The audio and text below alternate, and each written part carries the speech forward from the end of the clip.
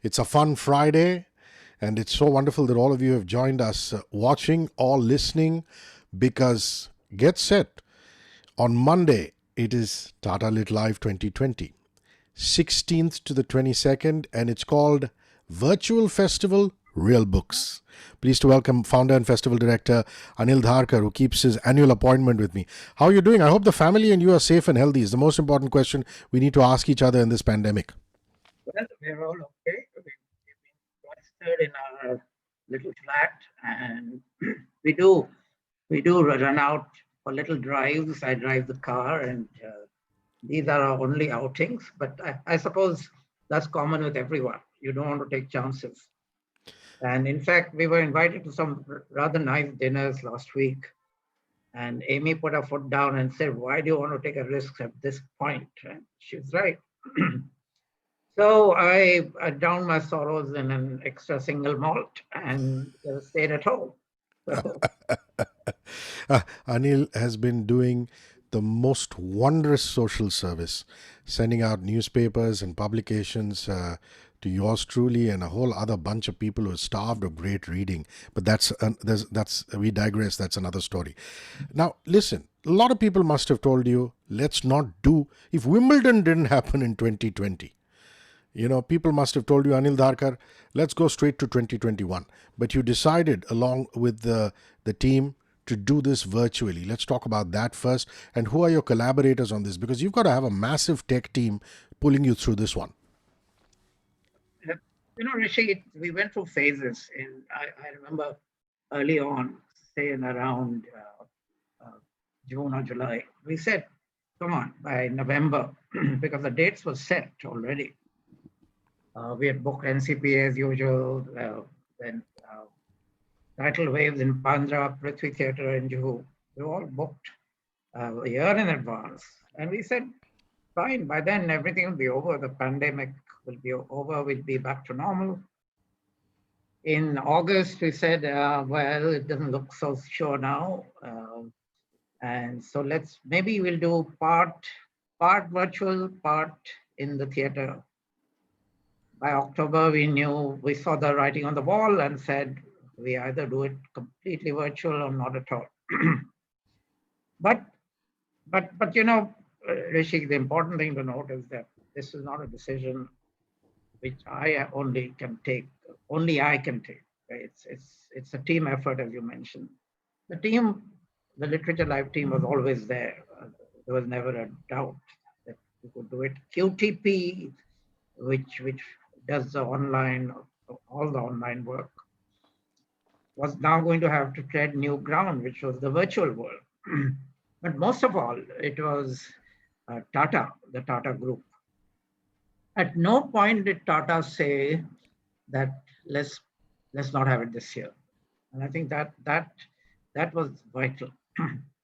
They said we are with you, but let's do it all virtually. Let's do it perhaps in a smaller scale, which of course was wishful thinking because when it comes to the festival, my ambition is unbounded, much to the dismay of everyone else. So from the normal 4 days, it became 7 days. From the normal 60 sessions, it became 90 sessions. From the normal 125 or 130 people, it became 175 people participating. So actually, the virtual festival has become much, much bigger than the normal festival. And it's not just bigger, it's also, I think, better in the sense of what we have in terms of participants, the caliber of participants. So what people will miss out of a physical festival, all the getting together, meeting the authors, hearing them in person, getting your book signed, etc., which are so much a part and parcel of every book festival. We make up to some extent by having all these great names, many of them in the US, who would normally be reluctant to make the huge long journey, but coming here on our screens. So there are compensations, as some very, very astute observer said. to every dark cloud, there's a silver lining. Tata LitLive.in. Sessions are absolutely free, 16 to the 22nd. You don't even need to register. The only reason you can register is if you want to ask questions in certain sessions. So it's on Instagram, on Twitter, on Facebook, as well as the website, absolutely free. And on the website, you will find a full schedule. I'm very excited that Amy Tan is here. Lord Jeffrey Archer is here, and Ian McEwen is here. Now, Ian and yourself are going to have a conversation. He's a Booker Prize winner, Somerset Maugham Award winner. Let's talk about that and then move on to Lord Jeffrey Archer and Amy Tan, these three heavyweights. Well, Ian McEwen and I, we are opening the festival on the 16th evening. He's a writer I've admired for a very long time, and I've been trying to get him for the festival. This time he agreed, to my great pleasure. And I said, instead of letting someone chat with him, I'll do that. For me, many of his books have a personal resonance. There's a book called Saturday, which takes place just on that one Saturday in London. But he set it in London near the university area where I went as a student. So all those places are so familiar to me. The streets, the library, the university library, the halls of residence. I know all those things. I lived there, and I went there. Even after I stopped being a student, I would go there. So they are part of me, and so the book is something I own in a very personal way. But also, it's a fabulous book, even if you didn't have that connection. Then his latest book, which is Machines Like Me, which talks about a future not very far away where human robots are so human that they become part of a family. There is the male robot, which is Adam, and a female robot, which is Eve. And you buy them, there are only limited numbers are available. And through interactions with these robots, he's built up a whole story. And then you suddenly realize that in future, robots will not just be robotic in the sense we understand it today, but can be programmed to actually have feelings. So we have Adam falling in love with the protagonist's wife, and it leads to a lot of emotional complexities. Plus, a robot is programmed to see what is right and what is wrong, moral questions. So the book brings in moral questions as well. So these are some of the things we'll talk about, Ian McEwen and me, and I really look forward to that. Lord Archer, I mean, there's nothing that he hasn't done. He's run for a public office. He's been in prison, written best-selling books. Do you want to be a storyteller? I mean, you must have spent some time with him. What a colorful character. Yes, he's come here before, and he's given a nod at our festival to promote his book. And he's a huge best-selling author in India, by the way, which is why he comes. And Jeffrey Archer, yes, he is, as you say, a man of many parts. I don't think he would like us to talk about his prison sentence too much, but he is as good a storyteller on the stage as he is in his writing. And you really have to hear him to believe that. He will stand on the stage, then he'll start pacing up and down, and he will mesmerize you with never a pause, never a stumble of words. They all come flowing as if it's all scripted. He knows everything by heart, one story after another. And it's quite incredible. And I had the pleasure of having dinner with him after his last talk. And he struck up a good equation. I again avoided any talk of prison, which would end the evening a bit abruptly. But we did talk of how he writes and so on, and how he tells the story. And when he came to India and he met some people, there was a friend of ours who mentioned something about her own life, and I suppose he took her permission and spun a short story out of that. So he's also looking for these things. Nice. So if you meet him, not this time, of course, the next time he comes, be wary of telling your innermost secrets. And the Chinese American writer Amy Tan, you must be so excited that she joins the festival this year. Amy Tan is again someone we've been trying to get here. This time she agreed, though she was actually in the middle of finishing a book. But she knows Siddharth Dharman's Samviki rather well. And Siddharth was instrumental in getting her.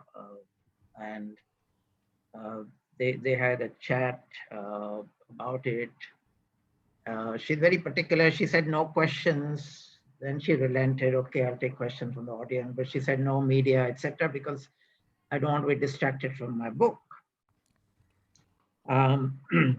Siddharth was talking about how she had come to Goa once, where he has a home, and they went to a quiet restaurant, just the two of them, to have lunch.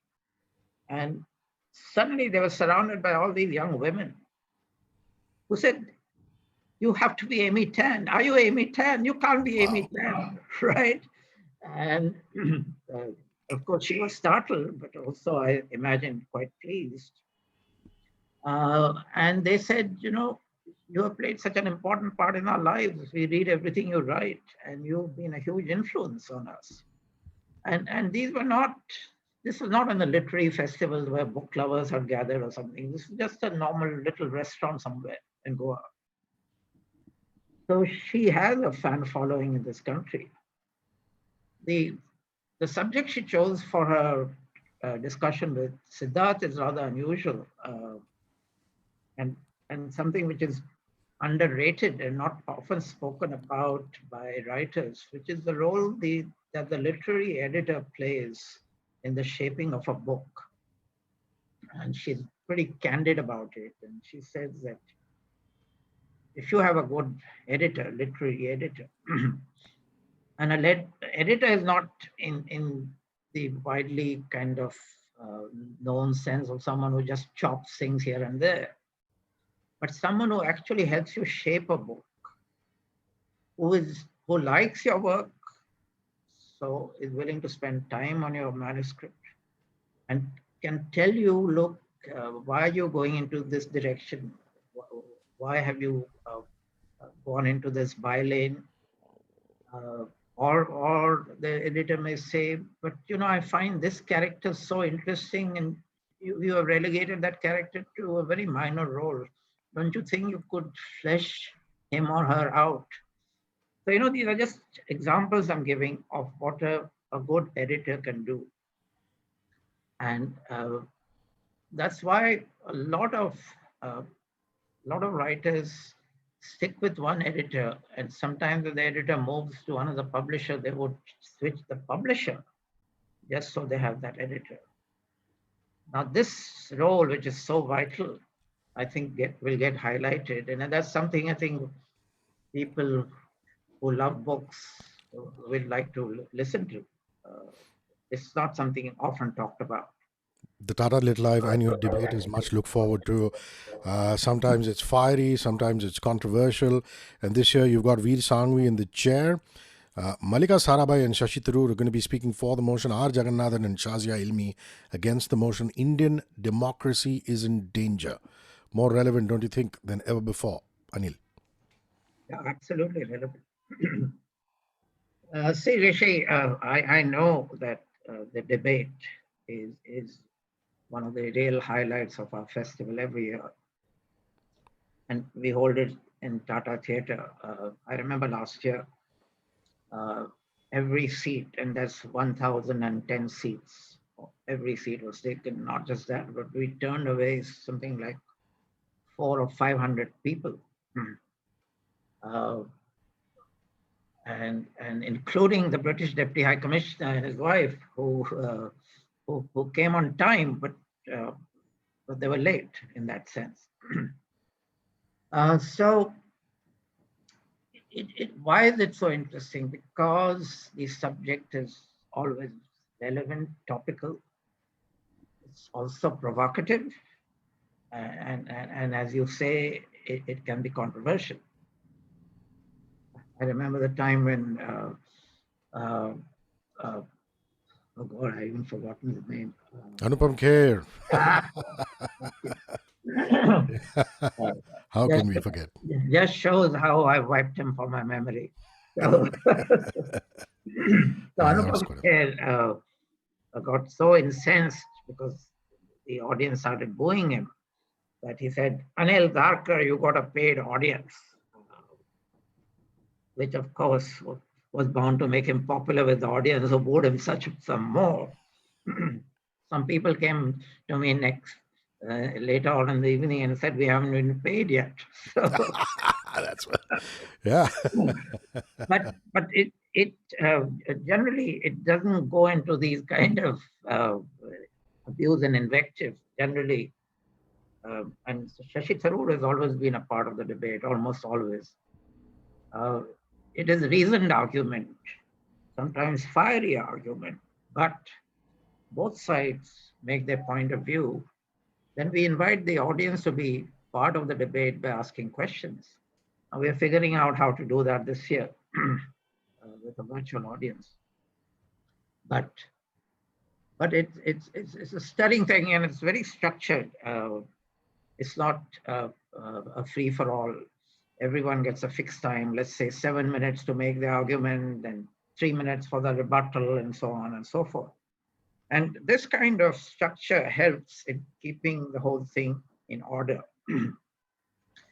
So while it's a controversial thing, while it's provocative, it is not like a TV debate where you people are basically just shouting, and the one who shouts the loudest wins the debate.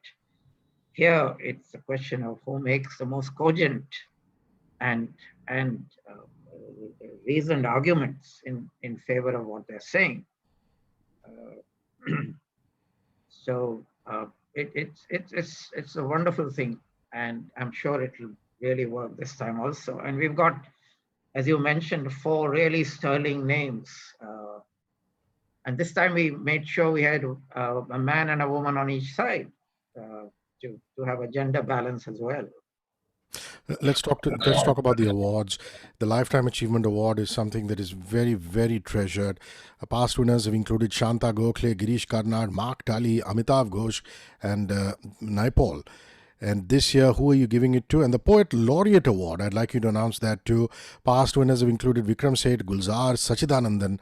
So, who gets the Lifetime Achievement Award and who gets the Poet Laureate Award?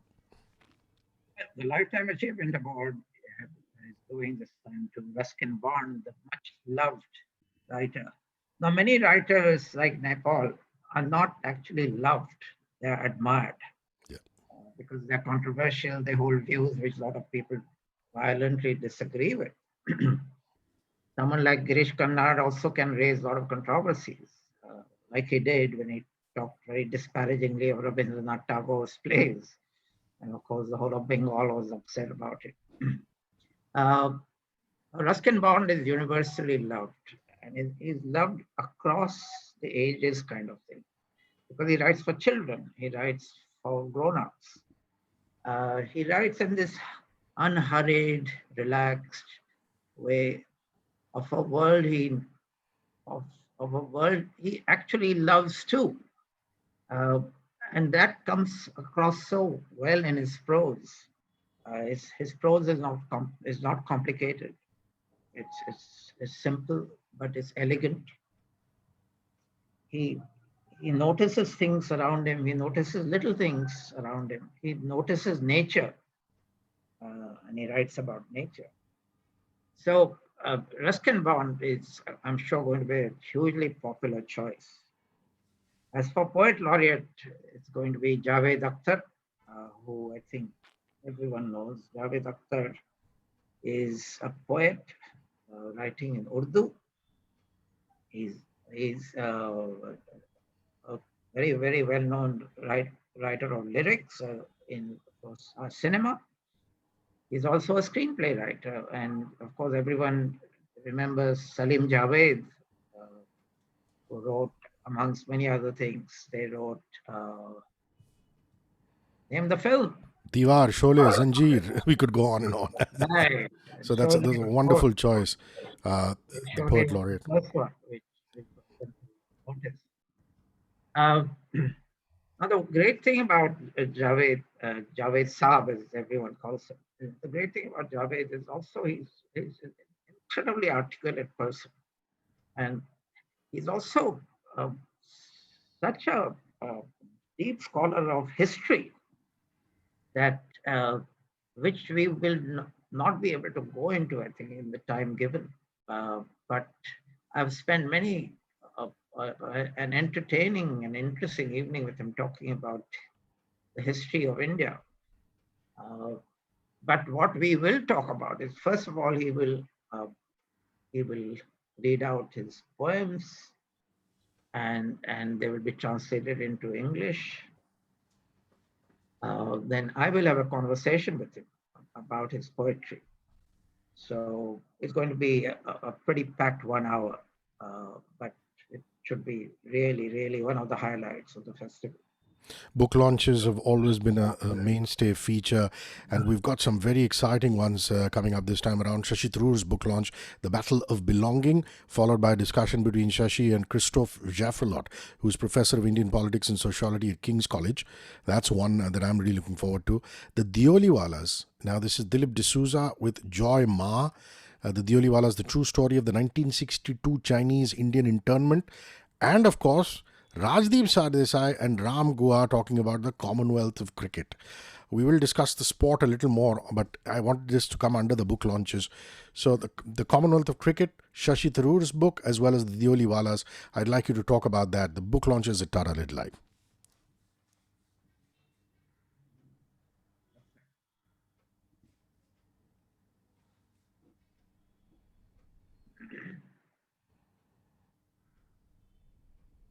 So, Rishi, you mentioned book launches. Yes, it's always an important part of our festival. Uh, and this time we have a number of them. You mentioned a few. Shashi Tharoor is an incredible man. And I remember having a conversation with him on the stage, and I said, Shashi, you're known for your extensive vocabulary, but there's a 5 letter word you do not know. And he looked quite puzzled and he said, really? What is that? And I said, I'll spell it out for you. It's SLEEP. So I said, when do you sleep? Because you're giving talks all over the place. You're a politician, full-time politician. You're a member of parliament. You have been a cabinet minister in the UPA government. Uh, you, uh, you travel all over the world giving talks and things. You take part in debates like ours. Uh, and yet you produce book after book. And I think in this year he's produced 3. And this is the 3rd one. And it is massive. It's about 600 pages. And he says very modestly, it's my magnum opus. Uh, and it's, as you said, the battle of belonging, which is about nationalism, patriotism, and what it means to be Indian. Again, as you'll recognize from that subtitle, it's a very, very relevant subject because a lot of people in this country find that their patriotism is being questioned. If they get critical of the government, a lot of people have defined nationalism as being ultra nationalistic, that that my government can do no wrong, my leadership can do no wrong, I have to believe everything they say, etc., etc. And these are dangerous trends in a democracy because a political leadership should always be held accountable by the people who vote them into office in the first place. So the book comes at the absolutely the right time. And Christophe Jaffrelot, who's a Frenchman actually, but he's constantly writing about India. He's in fact a specialist on Indian affairs. And you must have seen his articles. He writes a regular column in the Indian Express. Uh, so it's going to be a lively conversation. You mentioned the Deoliwalas. Now, that is a, a subject which I'm so glad that Dilip D'Souza and Joy Ma have brought out, because it's something which we have brushed under the carpet. You know, it reminds me of the of what we read about of the Second World War and in the US, and the way the Americans treated the Japanese, because because the US was involved with Japan. So every Japanese in that country, and many of them born there, including children, were regarded as potential traitors and were put into internment camps for the duration of the war. It's a disgraceful chapter in the US and acknowledged as such now. We have never talked about what we did with the Chinese in India when the Indo-China War happened in 1962. They were interned too. Uh, People who know Chinese origin people, who know nothing about China, who have been born here, who run restaurants here, or are dentists or other professionals or whatever, they were suddenly regarded with suspicion. They were regarded as potential spies, and they were interned. So the book is about that, and it's that book is also in the running for one of our awards. It's, I think, in the shortlist. The third book you mentioned is Ramchandra Guha's book, The Commonwealth of Cricket. Now, most people know Ramchandra Guha as a historian who's written extensively on Mahatma Gandhi. He also writes very strong columns about this whole issue of patriotism and nationalism. But he is also an ardent follower of cricket.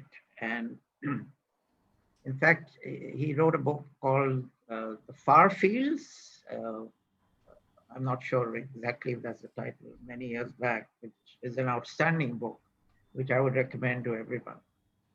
So this is a new book, and he'll discuss it with Rajdeep Sardesai, who himself, by the way, played for Oxford University. Is an Oxford Blue in cricket. So Rajdeep also knows the game, and of course, he's the son of Dilip Sardesai, so he kind of imbibed cricket from the cradle, so to speak.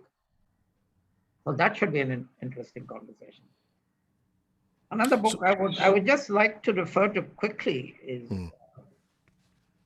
something which uh, is not exactly a joyful subject, but it's a subject which we all think about, which is death. And this is Arun Shourie, again, a well-known name, and his book, which is called Preparing for Death. And he talks about how famous historical figures have prepared for the end of their lives. Uh, it's again an unusual subject to delve into, but but but Arun always writes with great clarity, passion, and belief. And I haven't read the book; I've got it, uh, but it's something I look forward to. And and death is a subject we try and not think about, but sooner or later we have to confront, each in our own way. music writing and sports writing have been integral parts of the festival. My conversation with Ashish Ray and Dilip Doshi, the former India spinner, last year was just so much fun. And in a past edition, the touring manager of the Rolling Stones, Sam Cutler, uh, had written this book called You Can't Always Get What You Want. And you have ample music as well as sport writing in this time around. There's Reading the Game, which is yourself, Nasiruddin Shah, Tharoor, and Ayaz Memon talking about your favorite books on cricket. And I leave you to tell us about the music session. Cricket, as I mentioned, Ramchandra Guha, as being an ardent follower of cricket, and and it's not just a question of following in the sense of watching the IPL or watching ODI or a test match, but it's actually knowing about the history of cricket. And that is the case with Shashi Tharoor, who's passionate about the game. It's true, of course, of Ayaz Memon, who's been a professional sports writer. And it's true of Nasiruddin Shah, who, by the way, in his younger days, I've actually seen him play cricket, and he's pretty good at it. But again, these are people who are immersed in the history, whereas you would find that a lot of today's cricketers know nothing of cricket at all. Once, I remember a famous instance with Virendra Sehwag. Someone mentioned Vinu Mankad to him, and he said, Vinu Mankad, who is that? Wow.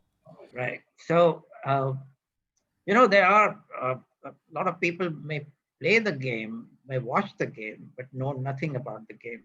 Because cricket is not just a game, cricket is history. I think it is such an intrinsic part of our culture, of the British culture and English culture, particularly. So it is, I think, going to be a lively discussion. I've been following it from childhood. In fact, one of the first books I read, I think, was A Century of Cricketers by A.G. Moyes, the Australian, which listed the 100 best cricketers of all time. I still have that book somewhere.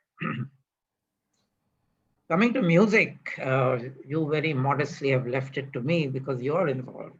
But Hrishi, music and you are synonymous. So Radio 1 and, of course, your knowledge of the subject. And last year you said you were able to talk to the Rolling Stones manager. This time we have Craig Brown, who's a wonderful English writer. He was at our festival a couple of years back. But he's written a book on the Beatles. And you're going to talk to him about it. And I look forward to that session very much because, first of all, both of you know about music. We all love the Beatles. And Craig Brown is a wonderful storyteller. So when is it on? You should remember that. Do you know when it is on? 20th, 5:15 in the afternoon, in the evening, Indian Standard Time. So look up the schedule, Tata LitLive.in. The book of the year is another landmark. I mean, I can't take any credit for it. The fact that you chose George Orwell's 1984 in a previous edition, and you chose Midnight's Children, which is the Team and You, the Rushdie book, and you had eminent authors delivering a passage on what they felt about 1984 and Midnight's Children, and then it was a free-flowing discussion. This year, what book have you picked, and what are you expecting?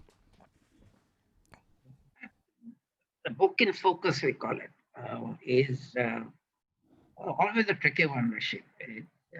When you name the books, it sounds like it's obvious, but to find people who are willing to speak about the book is not always easy. Yep. And this year we've chosen A Suitable Boy, Vikram Seth's book, which of course is in the news now because of the Netflix series.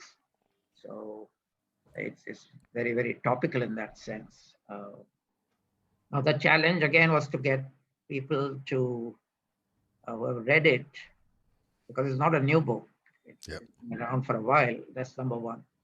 Number two, it's a mere 1,500 pages long. So the Suitable Boy is more suitable for a doorstop, I would say.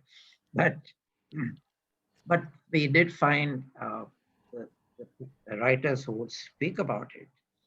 And I have to tell your listeners that Hrishi does a great job of putting this whole art together by getting people to speak about it. Now, normally we have an audience participation, which is always lively, isn't it, Hrishi? Oh, it's great fun because there are aspects to the book that you would never ever imagine, and somebody would just throw it up, so. But we've got to find ways of doing it online now. And that's the challenge for Quasar and team. Yeah. Maybe we'll get people to quickly send in comments and read them out. something like that. I think you're going to be a very vital part of it, even more than usual this year. How to rescue the Indian economy. He's former RBI governor, but still known as Governor Rajan in lots of circles. Govindraj Ethiraj, Raghuram Rajan, and Jayati Ghosh, who's was professor of economics at JNU, and then went on to join the University of Massachusetts. I'm really looking forward to this, considering the doldrums that the economy is, the world economy at large, and in particular the Indian economy. Yeah, now Raghuram Rajan is I think his book was called "I Am What I Am." Uh, so he is pretty frank about it. He's not one to kind of uh, soft pedal issues. He says what he wants to say, and I think that's what made him not very popular with the government when he was governor of Reserve Bank. He gave a speech at our independence lecture one year, and he spoke so frankly. I think the packed audience was quite astonished because he was then the governor of the Reserve Bank of India. Uh, and also, it's not just that he speaks frankly and candidly, but he also what he says. And he has foreseen the crash which happened in 2008. Yes. He was one of the few economists who actually saw it coming and wrote about it and spoke about it extensively. So I think he was then at the Chicago University, where he's back now as professor. So he's a man who understands the world economy. He's not just someone who's been governor of Reserve Bank of India, though that is a high position enough. But he understands world economy. He studies it. He's able to foresee things, and he's willing to talk about it. And Jayati Ghosh is known for her left of center views on the economy. If we had to place Raghuram Rajan somewhere, we would put him on the right of center. So they bring a fine balance to this panel, which is why we got them together. Now, what they have to say about the Indian economy, I'm very eager to hear. I imagine they will not be full of praise for our government's handling of the economy. uh, I think if we had to find people to sing the praises of the handling of the economy, it would be a bit hard to do so. But at the festival, we are not here to praise Caesar or to bury him. Right? We are here to talk about Caesar in an intelligent way, Beautifully put. which is what I hope we will manage to do right through the festival. Workshops and performances are a highlight of Tata LitLive. Remember, everything is free this year. You have to get on to tatalitlive.in. That's tatalitlive.in. You will see broadcasts on the official website, the YouTube channel, the Instagram handle, the Facebook page, as well as the Twitter handle. And do go and register if you want to ask questions. In terms of workshops, Farooq Dondi is doing a spinning tales for the web, creating compelling content. I love that there's social consciousness, something that the festival has always emphasized on. Two Hungarian writers who are working with differently abled people, a workshop on writing for differently abled writers. A Swiss writer who's talking about start writing, keep writing, the writer's table, Milena Mosner. And in the performances, there's The Golden Dragon, which is a play. The Snow Queen, wonderful for children, a musical retelling of the iconic Hans Christian Andersen tale. I'd like you to talk, however, about a Plum and Tonic, a Wodehouse remedy. That's something that all Wodehouse fans should definitely catch. Yeah, that's a brief word about the Hungarian writers you mentioned. They work with differently abled children and put on performances on the stage. And in fact, the plan this year was for them to bring a little group, which of course we have shelved, and hopefully we'll do it next year too. But they're going to talk about it, about writing for them. So, and Farooq Dhondi's workshop should be very interesting because that's what everyone wants to do, write for the web now, write for Netflix, Prime, etc., etc.